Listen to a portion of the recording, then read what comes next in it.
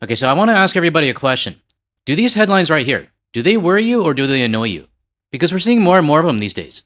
And the problem that I see is that there's not enough articles that are like countering this and showing what the true sentiment is when it comes to Canadians. Instead, you get articles like these saying that our boycott is softening or our elbows are down. I actually wish there were more reports like this one from CNN, where they talk to real Canadians and get the real story on how they're boycotting the US. But I don't hold any faith in the US media and even our Canadian media as well. I mean, they got so much other stuff they're reporting on. Like Mitch McConnell. Like, seriously, is this guy still alive or not? I'm just waiting for the Republicans to like start showcasing McConnell. Kind of like what they did in the movie Weekend at Bernie's. But seriously, this clip I'm going to show you right now. Does it look like Mitch McConnell is capable of running a state? And a string of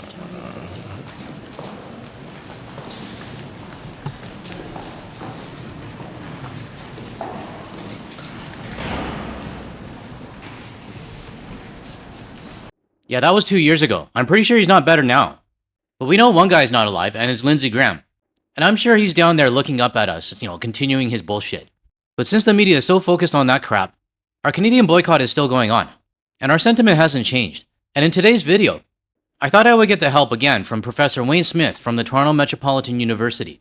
And if you're new to my channel, you might recognize him from his interviews that he's done with like Global News, CTV, CBC, and CBC Radio 1. So today, I'm going to get his help to give everyone a status update and a pulse on what the current status is of our Canadian boycott of the US. So I'm going to hand it over to Wayne now. Well, hello, GTL. It's another time for a Wayne Explains. I got asked a really interesting question. Is the boycott still going? If so, what has been the effects of the boycott? And has it been meaningful to Canada? So I thought I'd take a couple minutes to do a Wayne Explains on this topic.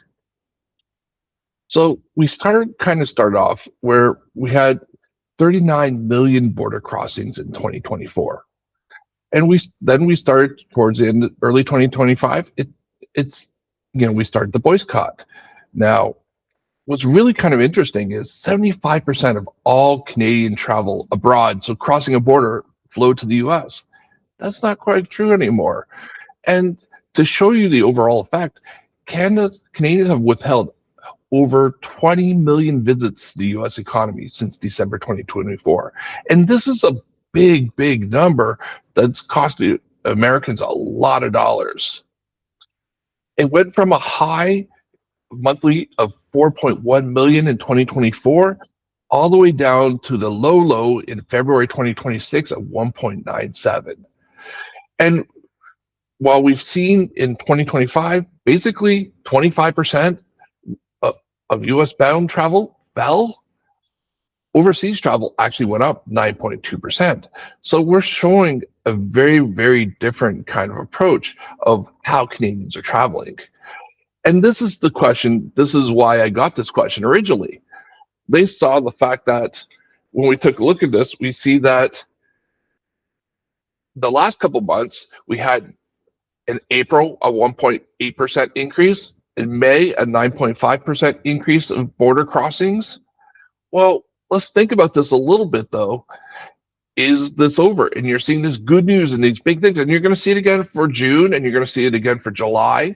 However, when we take a look at these numbers a little bit closer, you see that 1.8% increase. Well, versus 2024, that's still a 26.7% decrease. Where we are seeing the increases is basically day trips autos.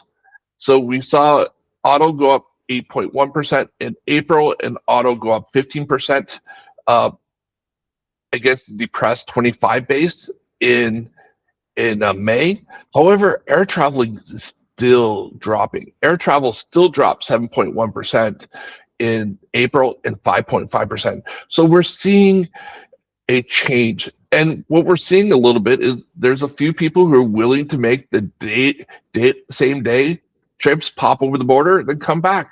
These are the least profitable trips. However, the most profitable trips, looking at the airline industry, because if you're flying somewhere, you tend to stay longer, you tend to spend more, and those numbers are still dropping.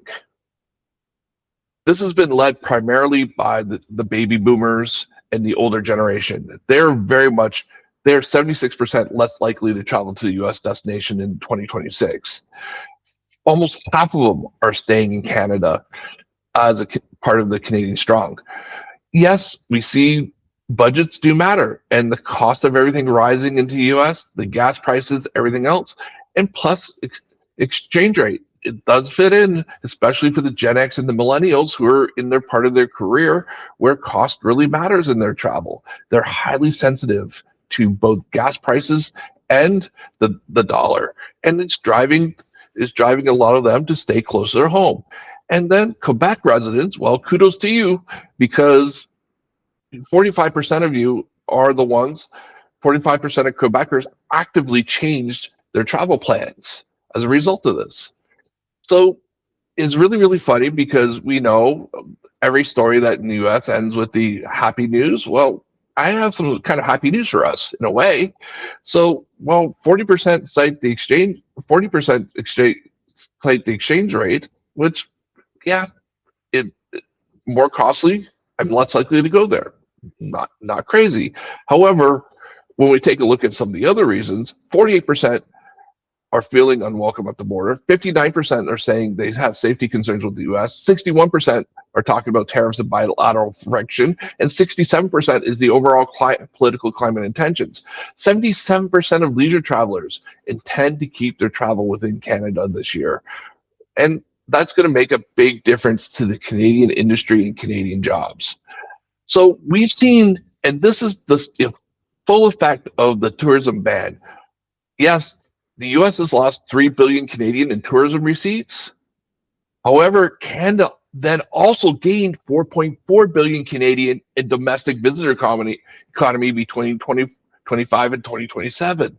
We're seeing retail sales in Ontario, Quebec, and BC surge 4 to 6%. And that is building up Canadian jobs and Canadian opportunities. We're seeing, because of this demand fall, right? We're seeing a capacity reallocation. Because the airlines keep going, what we're seeing is more and more Canadian flights are being available to Canadians. The airlines are canceling trips to the US because no one's going there, and they're actually going to be doing more domestic flights in Canada. This is redirecting a bit of a hospitality boom.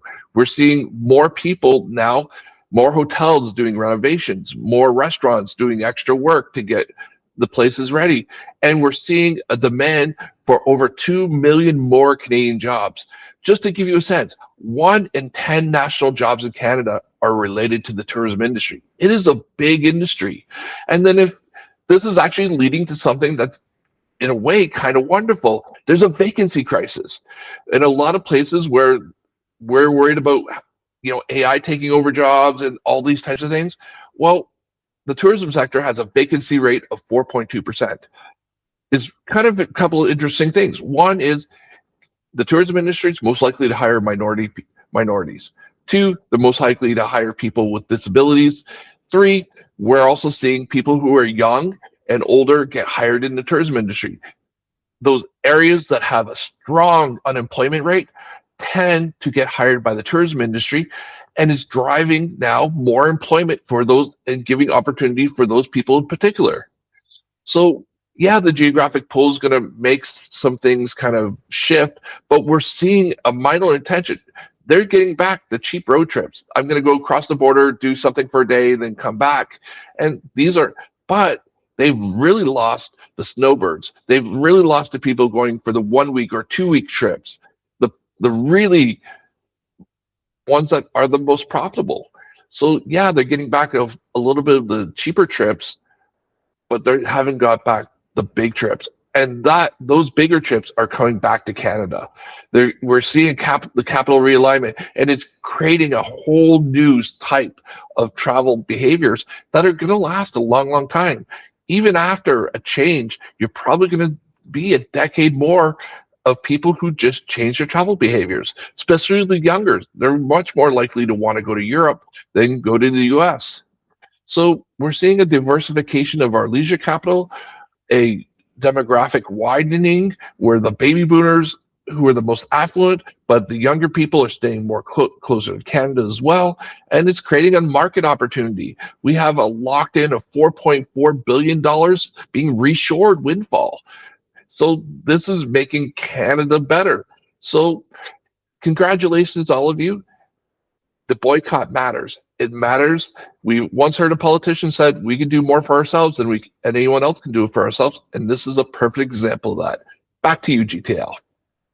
I want to thank you, Wayne, for taking the time to help to explain to us. Because when you see headlines like this coming from our national news, it starts to create confusion. And the biggest takeaway that I got from the Wayne Explains, sure, there might be more land border crossings. People just going across, maybe doing some grocery shopping or picking up a package, or just doing stuff right across the border. But from a previous research study, we know that Canadians are still crossing the border. But according to cell phone data, they're not staying as long. It's more like a trip in and a trip out. But I agree with what Wayne said. And the biggest dent that we're still making is airline trips to the south. For those crossing by land, who knows? They're probably staying for a day, maybe a couple at most. Shorter trips in general. But if you're going by plane, you're probably going to be staying more than just a couple days. When I went to Hawaii, I'd be staying for like a week, maybe a week and a half. If I'm going to Washington State or Seattle, it's a day trip, maybe one night at most. I just recently did a report on Air Canada further reducing flights to the United States. And the 3 seasonal routes from Ottawa, Montreal, and Quebec City that are canceled to Florida, you can bet the passengers probably would have stayed more than like a couple days. In fact, these flights were probably flying down snowbirds, who are not going anymore.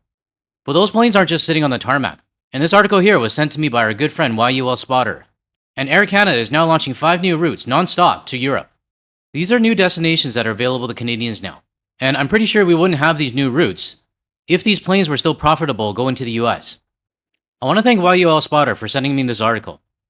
And also sharing it with the community as well, because people in Halifax, Montreal, Toronto, you have new destinations that you can go to. So to answer the question on whether or not the boycott is softening, the United States might be getting more land border crossings, but are they as valuable as air passengers? We know that US businesses and restaurants, they just want us to spend their money there. But the demographic of Canadians that they want are going to be the ones that are going to be staying for like weeks, maybe even months. Not the Canadians that are crossing by land and only staying for like a day or two. So let me know your thoughts and comments below. And I do want to thank Wayne Smith again for helping me out with this video. To close off this video, I would like to thank Candy for sending this photo from Shuby Park in Dartmouth, Nova Scotia. I'm kind of curious, did they put those cones there because of the ducks, or did the co-host put it there? I'm kidding. I don't even know where the co-host is today. She didn't even step in the room. Anyways, I want to thank you again, Candy, for sending me this photo from your area in Canada. Alright everyone, that's all I got for this video. If you found any value in anything that Wayne Smith said today, or you want to hear more from a Canadian and international point of view, without the US media bias, make sure you hit that like and subscribe button below. That way you'll be notified of my future videos. And don't forget to hit the bell icon and select all as well. Now, if you want to see more of my videos, check out the ones that are going to show up on your screen shortly. Thanks everyone, I'll catch you in the next one.